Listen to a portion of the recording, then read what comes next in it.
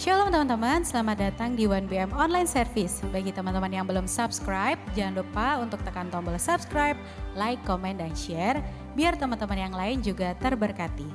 Sekarang kita akan mulai ibadah online, mari kita siapkan hati kita dan berikan yang terbaik untuk Tuhan Yesus. Selamat beribadah, Tuhan Yesus memberkati.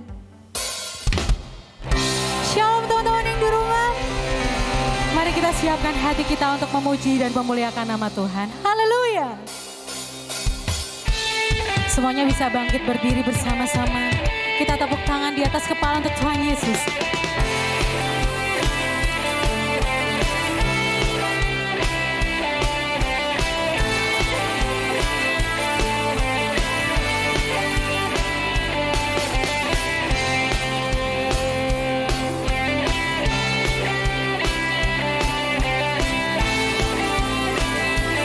Mari semua sama-sama kita berkata. Kau batu karang yang teguh, kota benteng dan perisaiku, yang menang kalahkan maut, penyelamat yang bangkit dan hidup.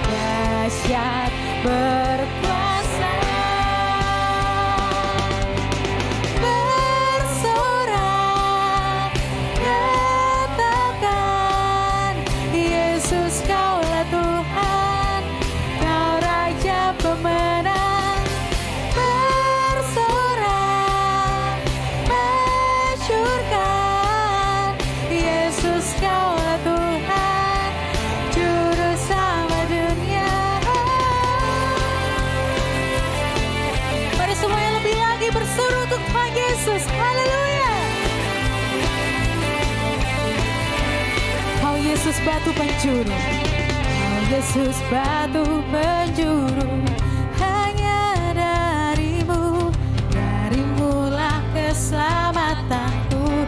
Kau yang menang kalahkan maut Tuhan, yang menang kalahkan maut. Oh, penyelamat yang bangkit dan hidup. Semua kita angkat tangan, katakan haleluya. Haleluya, kekal mulia. Haleluya,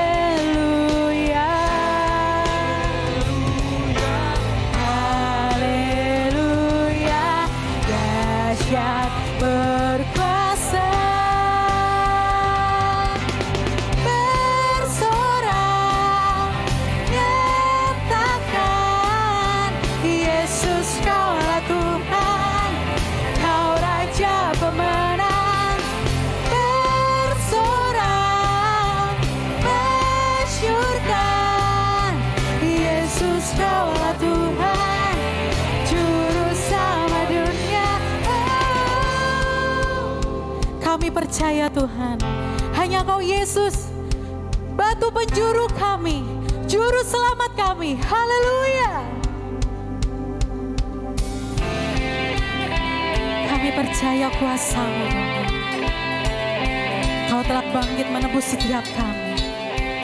Mari semua teman-teman di rumah kita berkata, agung dan perkasa, megah dan berjaya, Yesus Tuhan, Yesus Tuhan, tempat perlindungan, kubu pertahanan. Yesus Tuhan, Yesus Tuhan, agung dan perkasa, megah dan berjaya,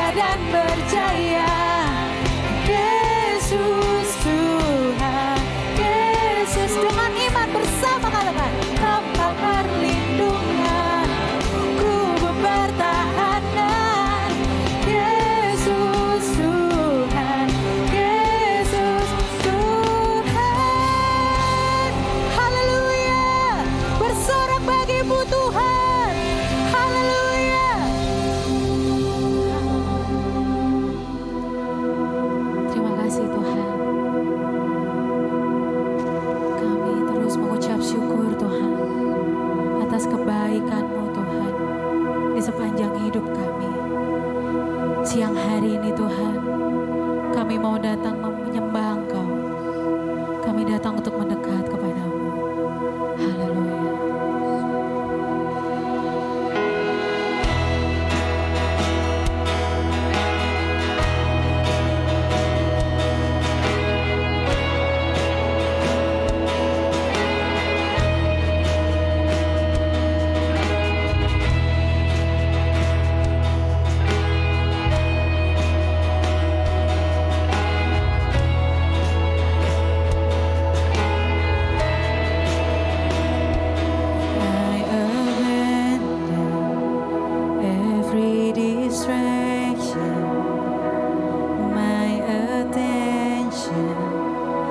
Set on you,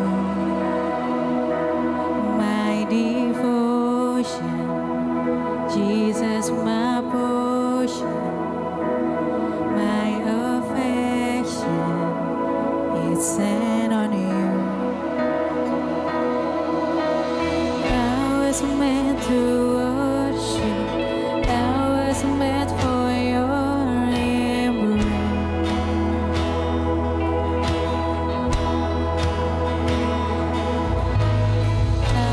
Meant to worship, I was meant to bless your name.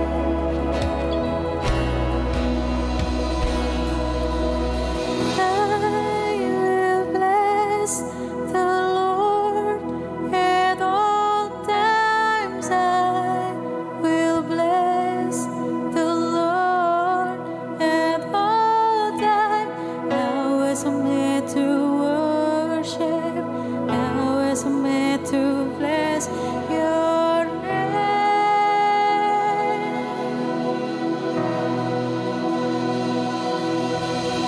I will shout your praise forever. I will shout your praise forever. I was meant to worship, I was meant to bless your name.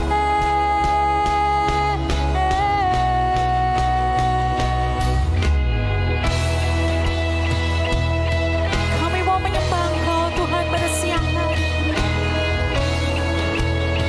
Mari sama-sama kita berkata, captivated by your goodness, overwhelmed by your majesty, swept away in your holy presence, giving over all of me. I was meant to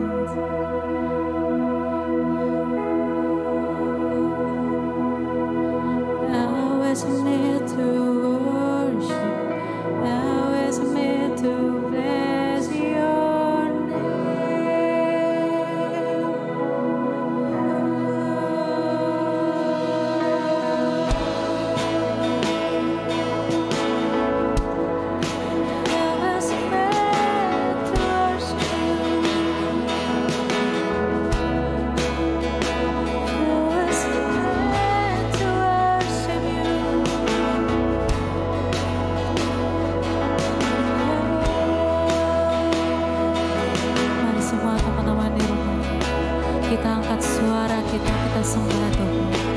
Kita angkat suara kita puji syukur kepada Tuhan.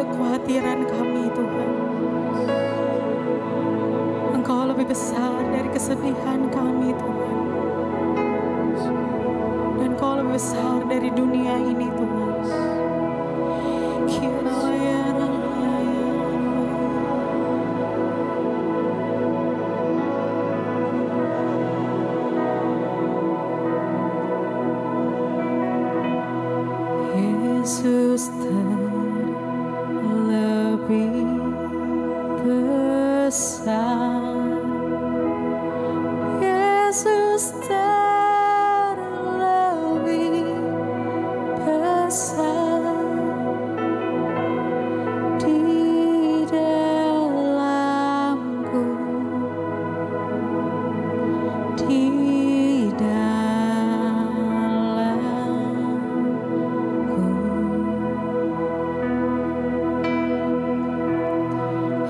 Yesus terlebih besar, Yesus terlebih besar di dalamku selama-lamanya.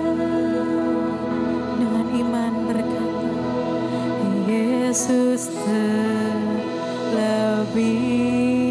besar, Yesus terlebih besar di dalamku, amin, di dalamku.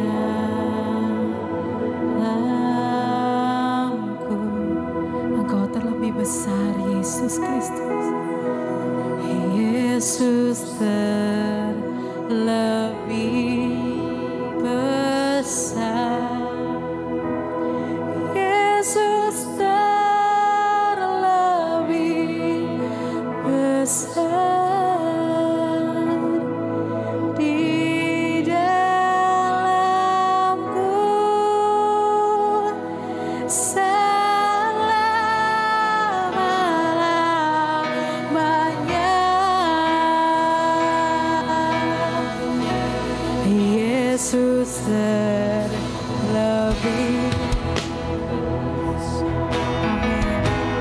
Yesus terlebih besar di dalamku, di dalam. Engkau terlebih besar, Tuhan. Yesus terlebih besar, Yesus terlebih besar di dalamku selama-lamanya. Yesus terlebih besar.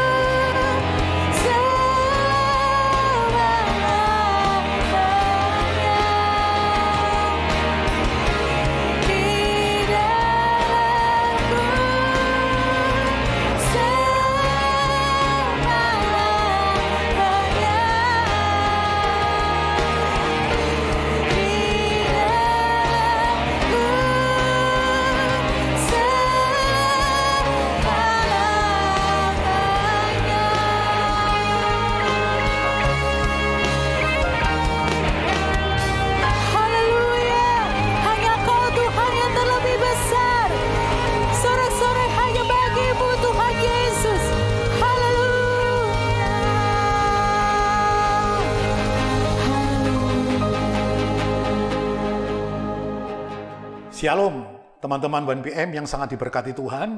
Puji Tuhan, kita tanpa terasa kita sudah masuk di penghujung daripada bulan April ini, tanggal 25. Sebentar lagi kita akan masuk bulan Mei. Dan saat ini adalah pengajaran terakhir kita tentang pengorbanan atau sacrifice. Nah, sebelum kita mulai untuk mendengarkan firman Tuhan, mari sama-sama kita mau satukan hati dan kita mau berdoa kepada Tuhan. Tuhan Yesus, Allah yang kami sembah, Engkau Allah yang kami tinggikan, Engkau Allah yang kami muliakan di setiap hidup kami. Kami percaya Tuhan, semua rancangan-Mu itu pasti baik bagi kami. Engkau selalu membuat kami itu bahagia bersama dengan Engkau. Engkau mengatur setiap langkah kami dan Engkau menjagai setiap hidup kami. Engkau melindungi kami dan Engkau pelihara kami secara sempurna dan ajaib. Kami bangga punya Tuhan seperti Engkau. Bapak, hamba-Mu berdoa untuk anak-anak muda yang saat ini sedang online, mereka bisa menangkap siaran ini dengan baik. Kami percaya Engkau sendiri akan berbicara bagi mereka. Engkau yang membuat mereka mengerti. Engkau yang membuat mereka bisa tahu akan kehendak-Mu, supaya mereka bisa hidup lebih lagi hanya untuk memuliakan nama Tuhan. Urapi setiap kami, kuasai ruangan hati kami, pikiran kami semua mau tunduk di bawah otoritas daripada Roh-Mu yang kudus. Dan kami percaya 30 menit ke depan kami akan mendengar sesuatu yang Tuhan inginkan untuk kami lakukan. Berkati dan urapi kami semua. Dalam nama Yesus, Allah kami yang hidup, Engkau masa depan kami. Kami sudah berdoa. Amin. Ya, sekali lagi shalom anak-anak 1PM yang ada di rumah atau orang-orang muda yang ada di rumah. Senang sekali bisa berjumpa lagi di dalam acara ibadah online 1PM pada hari ini. Tapi sebelumnya saya akan memberitahukan kepada setiap anak-anak muda yang ada di rumah bahwa saya akan memberitahukan bahwa besok tanggal 2 Mei kita akan memulai ibadah secara on-site atau ibadah secara tatap muka. Dan saya percaya semua ini adalah seizin daripada Tuhan. Dan saya mengundang setiap anak-anak muda yang ada di rumah yang saat ini bisa menangkap siaran ini untuk bergabung bersama dengan kami besok tanggal 2 jam 1 siang di tempat ini. Dengan pasti kita akan mengutamakan protokol kesehatan, yaitu selama ibadah tetap memakai masker dengan berjaga jarak, dan sebelum masuk ke dalam ruang ibadah setiap kita akan dicek suhunya supaya kita semua benar-benar keadaan baik. Dan ruangan yang sebelum kita pakai untuk ibadah 30 menit sebelumnya akan kita sterilkan dengan disinfektan sehingga setiap kita yang beribadah bisa benar-benar safe, saudara ya. Dan setelah ibadah, dihimbau dan diminta untuk tidak berkerumun supaya langsung pulang meninggalkan rumah, meninggalkan tempat ini dan menuju ke rumah kita masing-masing. Tidak diperkenankan untuk berkerumun di gereja. Setiap kita harus meninggalkan tempat ini menuju rumah kita masing-masing. Demikian pengumuman yang saya sampaikan. Saya senang sekali besok bisa berjumpa dengan kita semua. Dan saya percaya besok tanggal 2 ada hal yang luar biasa yang akan Tuhan sampaikan. Ada hal-hal yang baru akan Tuhan sampaikan lewat ibadah kita yang baru besok tanggal 2 Mei. Tuhan Yesus memberkati. Nah, kita masuk dalam pengejaran yang terakhir yaitu sacrifice atau pengorbanan. Anak-anak muda yang ada di rumah, pengorbanan itu sesuatu yang ya sering kita katakan, sering kita ucapkan, tapi ada banyak orang, saudara, sulit untuk berkorban.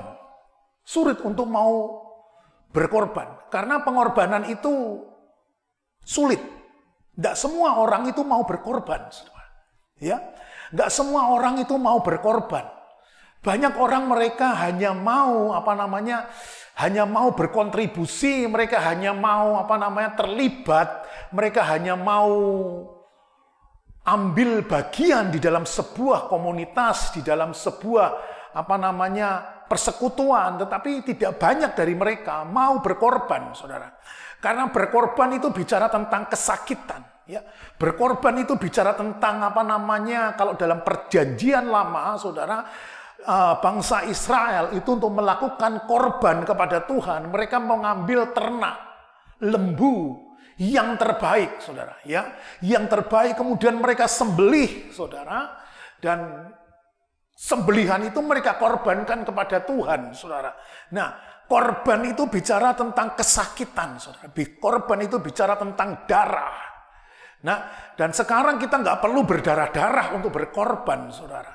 Tapi maksud saya di sini adalah semua orang bisa berjanji, tapi tidak semua orang bisa berkorban.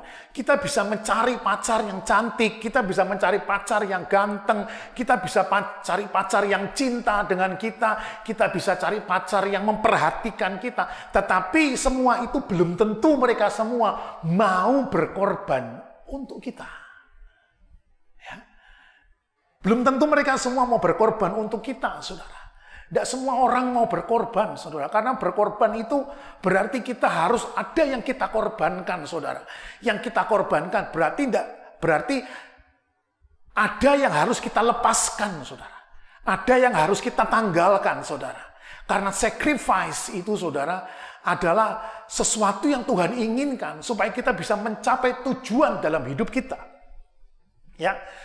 Tidak ada cita-cita yang baik bisa kita raih tanpa yang namanya sacrifice. Tidak ada goal yang kita bisa raih tanpa yang namanya pengorbanan. Ya, pengorbanan itu tidak memandang rupa. Tidak harus orang kaya dan tidak harus orang miskin, saudara. Dan tidak harus orang yang punya jabatan dan tidak harus orang yang tidak punya jabatan. Mereka yang terpelajar maupun tidak terpelajar, saudara, saya mau katakan di sini bahwa pengorbanan itu adalah sesuatu yang mulia. Ya, pengorbanan itu sesuatu yang suci, saudara. Ya, cari pasangan yang mau berkorban bagi kita. Cari mereka yang mau berkomitmen dengan kita, saudara. Karena kalau dia mau berkorban, saudara, itu berarti, saudara, dia sesuatu yang bisa kita andalkan. Ya. Bukan hanya berkorban untuk kita, saudara. Maksud saya kurang worth it, saudara. Kalau dia mau berkorban untuk kita, tetapi di sisi lain dia tidak mau berkorban untuk keluarganya, saudara. Nah, itu perlu kita pertanyakan. Pengorbanannya dia itu sifatnya sejati atau pengorbanannya dia itu sifatnya palsu, saudara. Artinya apa? Kalau dia dengan kita, dia mau sungguh-sungguh, saudara. Kalau dia dengan kita, dia mau berkorban, dia mau rela waktu untuk kita, dia mau memberikan yang terbaik untuk kita. Tapi di sisi lain, kita melihat kehidupannya, saudara. Dia nggak mau berkorban untuk keluarganya yang selama ini sudah mati-matian menghidupi dia. Ya, dengar baik-baik, teman kita, saudara, belum tentu dia mau berkorban untuk kita. Ya, teman kita belum tentu mau berkorban untuk kita. Teman sepelayanan pun belum tentu dia mau berkorban untuk kita, saudara. Dan kalau kita bersukacita bersama-sama itu oke, saudara. Bersukacita bersama-sama itu oke, tapi belum tentu mau berkorban bersama-sama, saudara. Ya. Oleh sebab itu, saudara, yang mau berkorban untuk kita yang sudah pasti dan jelas, yang pertama adalah Tuhan Yesus.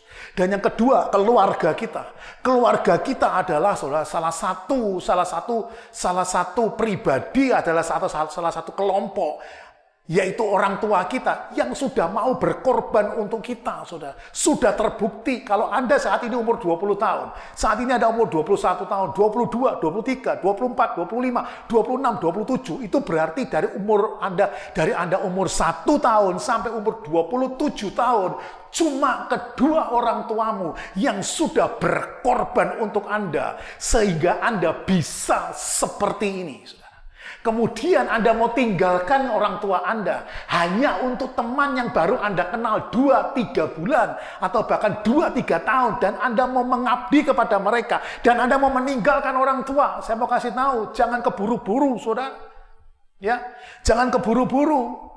Anda dikasih Tuhan hikmat, dikasih Tuhan apa? Akal dan budi, saudara.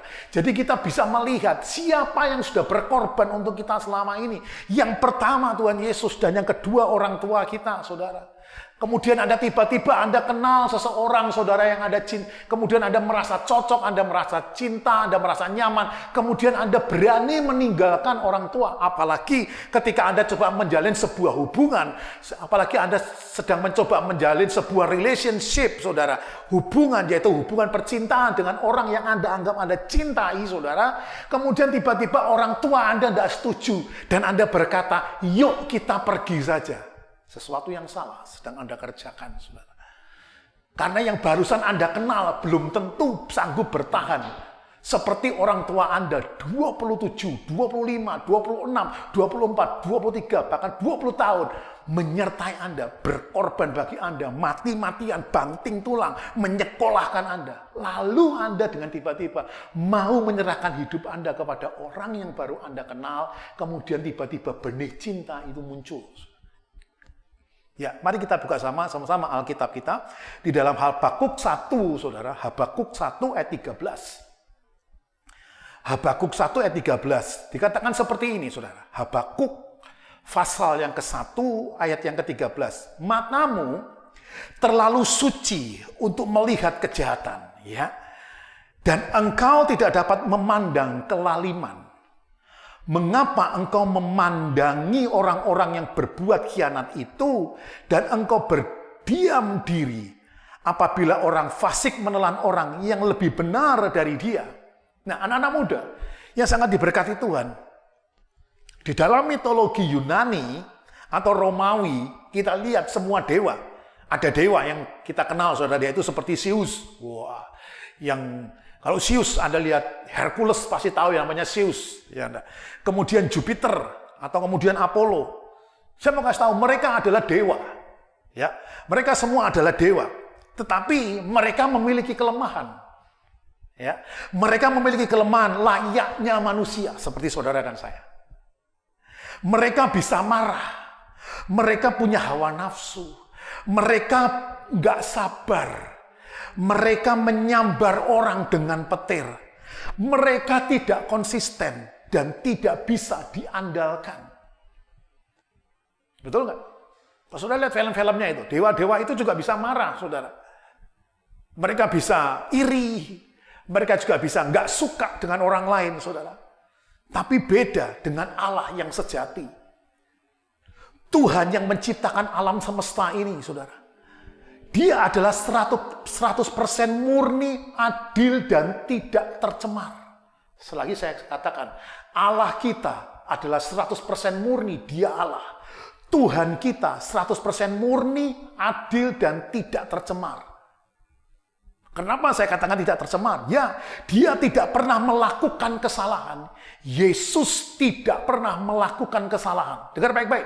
Yesus tidak pernah melakukan kesalahan. Dia suci dan murni. Dia agung dan mulia. Dia tidak pernah melakukan kesalahan, tidak melakukan hal-hal yang kotor. Dan menurut saya, dia adalah suatu pribadi yang sempurna. Yesus adalah satu pribadi yang sempurna, saudara. Inilah disebut yang namanya holiness atau kekudusan. Dia adalah yang sempurna. Makanya Habakuk 1 ayat yang ke-13 berkata, matamu, yaitu mata Tuhan, terlalu suci untuk melihat kejahatan.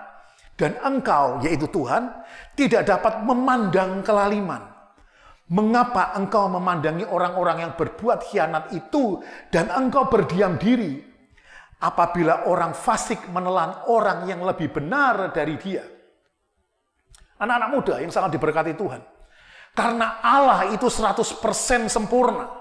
Oh, 100% itu sudah bagus, ditambah sempurna. Jadi Allah kita, Tuhan Yesus, dia 100% sempurna.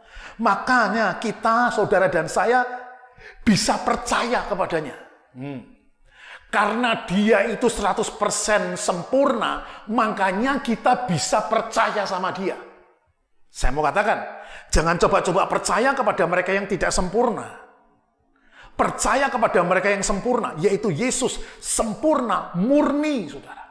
Tidak ada cacat, tidak pernah berbuat kotor, dan tidak tercemar. Ya. Kesempurnaan Tuhan itu berarti juga apa, saudara? Kesempurnaan Tuhan itu apa? Dia meliputi adalah apa? Dia juga membenci dosa. Tuhan kita membenci dosa. Oleh sebab itulah di atas kayu salib. Dan Allah yang sempurna ini, saudara, Allah yang sempurna, yang 100% sempurna. Dia murni, dia suci, dan dia ini adalah korban yang paling mulia, saudara. Dan tidak ada korban yang lain yang lebih mulia daripada Allah mengkorbankan anaknya yang tunggal, yaitu Yesus Kristus yang paling sempurna. Nggak ada lagi yang sesempurna Yesus yang akan dikorbankan lagi. Tidak ada pengorbanan yang kedua selain Yesus. Yesus adalah apa? Pengorbanan yang pertama dan yang terakhir. Dia menanggung setiap dosa dunia. Dia mencurahkan hukuman atas dosa dunia kepada putranya yang sempurna. Dengar baik-baik, saudara. Dia menanggung dosa dunia dan mencurahkan hukuman atas dosa dunia. Itu semua ditanggungkan kepada anaknya yang sempurna itu tadi. Yaitu siapa? Yesus Kristus. Yang dengan tulus melakukan demi kita. Oh, dia tulus melakukan demi kita, saudara. Itu sebabnya dia datang ke bumi. Banyak orang mau berkorban, tapi banyak orang tidak mau berkorban dengan tulus. Mereka hanya mau berkorban, tapi tidak benar-benar tulus mau berkorban. Dan Yesus ini, saudara, berbeda, saudara. Apa yang telah Yesus lakukan buat Anda dan saya di kayu salib, itu dinamakan substitusi. Ya. Jika seandainya Yesus tidak mati menggantikan kita, maka saudara dan saya harus membayar dosa kita sendiri, saudara. Dan itu nggak akan sanggup, saudara. Saya katakan tidak akan mungkin bisa sanggup, saudara. Kehidupan kita tidak akan bisa sanggup, saudara. Yesuslah yang memikul hukuman kita. Yesus yang menggantikan kita, saudara. Namun saya mau kasih tahu, saudara, kehidupan kita tidak bisa membuat kita itu kudus. Yang bisa membuat kita kudus adalah siapa? Yaitu Yesus sendiri. Allah Bapa tidak ingin Anda itu menanggungnya. Allah Bapa tidak ingin Anda menanggungnya. Karena apa? Karena kita tidak bisa menanggung dosa kita, saudara. Yang menanggung dosa kita harus manusia. Dan tidak ada manusia yang bisa menanggung dosanya. Itu sebabnya Yesus turun sebagai manusia. Allah mempersembahkan Yesus supaya Yesus bisa menjadi manusia, supaya ada yang mewakili manusia untuk menanggung dosa umat manusia yang begitu besar, saudara. Kehidupan kita nggak bisa membuat kita mengalami hidup yang kekal, saudara. Ya, Anda lahir. Ya, Anda lahir umur 1 tahun, kemudian Anda besar, Anda ada sekolah TK atau playgroup. Dari playgroup Anda naik menjadi SD, ya, kemudian SMP, kemudian SMA, kemudian Anda masuk perguruan tinggi. Kemudian setelah masuk perguruan tinggi Anda bekerja. Setelah Anda bekerja Anda menikah. Setelah Anda menikah Anda menjadi besar. Anda menjadi besar dan Anda punya anak, saudara. Ketika Anda punya anak Anda menjadi besar dan Anda punya cucu, kemudian Anda semakin tua, Anda akhirnya apa? Anda meninggal. Nah, kehidupan maksudnya apa? Kehidupan yang tidak kekal ini, saudara, tidak bisa menjamin kita untuk kita menjadi hidup yang baik, saudara. Itu sebabnya Yesus datang ke dunia supaya lewat pengorbanan Yesus itu segala bentuk sacrifice yang kita lakukan di dunia untuk tujuan dalam hidup kita, itu semua bisa mendatangkan kebaikan. Namun itu tidak mudah bagi Yesus. Saudara, dengar baik-baik. Itu tidak mudah bagi Yesus. Yesus tersiksa. Anda tahu betapa buruknya perasaan kita ketika kita menanggung rasa bersalah sebuah dosa. Coba perasaan Anda gimana? Anda menanggung dosa. Jangankan menanggung dosa, Anda menanggung hutang yang bukan Anda yang hutang, tapi Anda harus menanggung hutang itu. Itu sesuatu yang berat buat kita. Dan ini Yesus menanggung dosa yang tidak dia lakukan. Dan ini adalah apa? Sacrifice terbesar yang ada di dunia, yang tidak akan pernah ada lagi. Ya. Jika saudara dan saya jadi Yesus, bagaimana rasanya memikul memikul rasa bersalah atas setiap tindakan mengerikan yang dilakukan oleh manusia. Coba kita renungkan. Kalau saudara jadi Yesus, saudara, apa perasaan Anda? Anda menanggung dosa yang begitu besar, di mana itu dosa yang tidak pernah Anda lakukan, dan itu mengerikan. Saking mengerikannya waktu Yesus di Taman Getsemani, saudara, dia berkata kepada Bapa, "Ya Bapa, jika Engkau berkenan, biarlah cawan ini berlalu daripadaku." Ada ketakutan yang besar yang Yesus lakukan, saudara. Karena apa? Yesus akan menanggung dosa umat manusia. Dia akan ditinggalkan oleh Tuhan. Dia akan terputus dengan surga, saudara. Hanya demi apa? Menanggung dosa manusia. Di atas kayu salib Yesus berseru. Kira-kira jam 3 berserulah Yesus, "Eli, Eli, lama sabachthani," yang berkata, "Allahku, Allahku, mengapa Engkau meninggalkan aku?" Karena Yesus saat itu sedang ditinggalkan oleh Tuhan.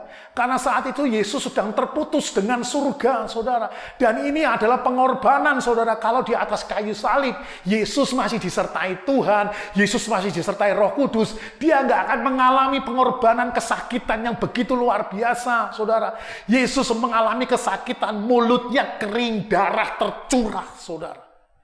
Itu bukti bahwa Yesus tidak disertai oleh Tuhan. Alkitab berkata, malaikat datang. Waktu malaikat datang itu artinya apa? Sebelum malaikat itu datang, Yesus seorang diri menanggung itu semua, saudara. Dan saya percaya nggak ada Allah lain yang seperti Yesus, saudara. Itu yang membuat saya mau tetap terus menyembah Dia. Itu yang membuat saya tetap terus selalu mengandalkan Tuhan. Itu yang membuat saya selalu berharap kepada Yesus. Karena Yesus sudah mau mati untuk saya. Ya, kalau ada orang yang mau mati untuk saya, saudara, saya akan sembah Dia. Sampai saat ini belum ada, saudara. Ya, Allah yang Maha Kudus nggak tega, saudara. Dia nggak tega. Bahkan untuk melihat putranya sendiri, saudara, Yesus Kristus, dikelilingi dengan dosa dunia, saudara. Dikelilingi oleh dosa dunia. Dia mengalihkan pandangannya, saudara. Sebab putranya itu sempurna, saudara. Dia bukan lagi mengarahkan kepada Yesus yang sedang kesakitan. Tapi dia mengarahkan Yesus adalah korban yang sempurna, saudara. Bisakah Anda bayangkan, saudara?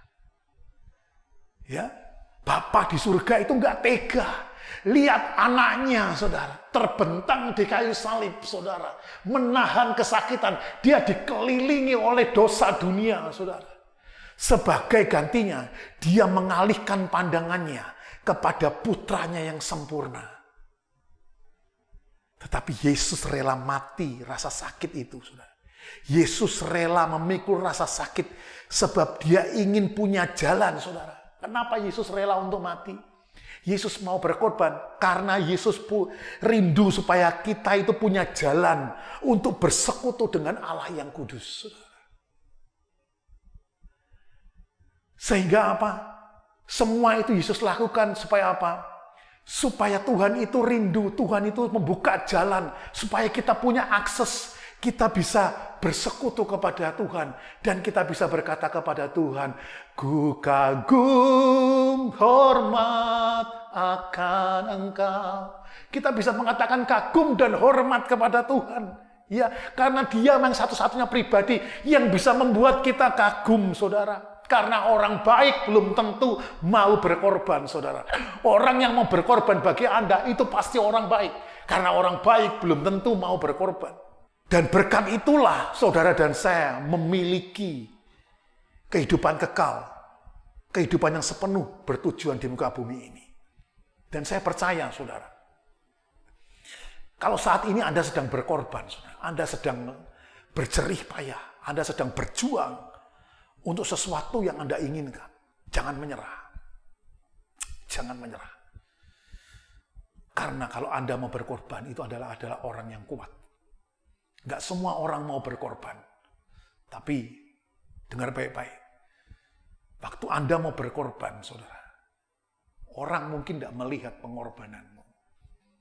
Orang mungkin tidak bisa melihat air matamu. Orang tidak bisa melihat, bahkan engkau istilahnya sudah sampai berdarah-darah. Mungkin gak ada yang perhatian sama engkau. Tapi dengar baik-baik. Yesus yang sudah mati bagi kita semua. Dia melihat. Dan dia menampung setiap tetes air mata kita. Ke dalam kirbatnya yang kudus. Dan tiba saatnya Tuhan akan membuktikan pada kita.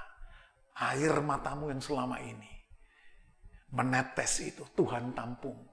Dan Tuhan akan kembalikan dalam bentuk sukacita yang besar. Sehingga saudara dan saya menjadi penuh di hadapan Tuhan. Setelah kita penuh di hadapan Tuhan, kita bisa berkorban bagi orang lain. Amin, saudara. Jangan pernah menyerah. Tetaplah berkorban untuk Tuhan.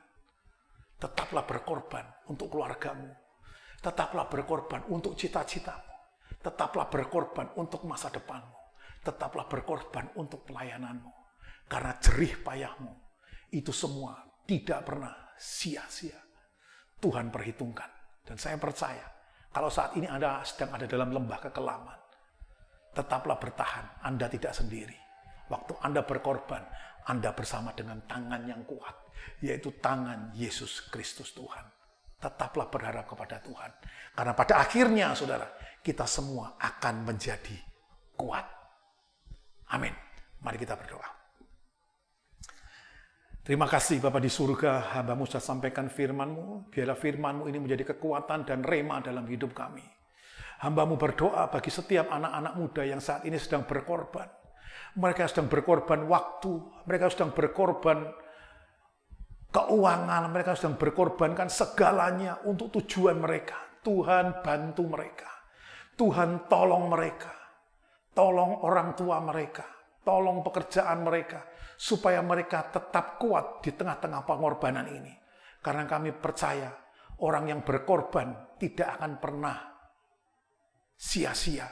Pengorbanan mereka akan Tuhan perhitungkan sebagai kebaikan. Berkati setiap anak-anak muda Tuhan. Dengan kuat kuasa-Mu, dengan darah-Mu yang kudus, kami semua kuat di hadapan Tuhan.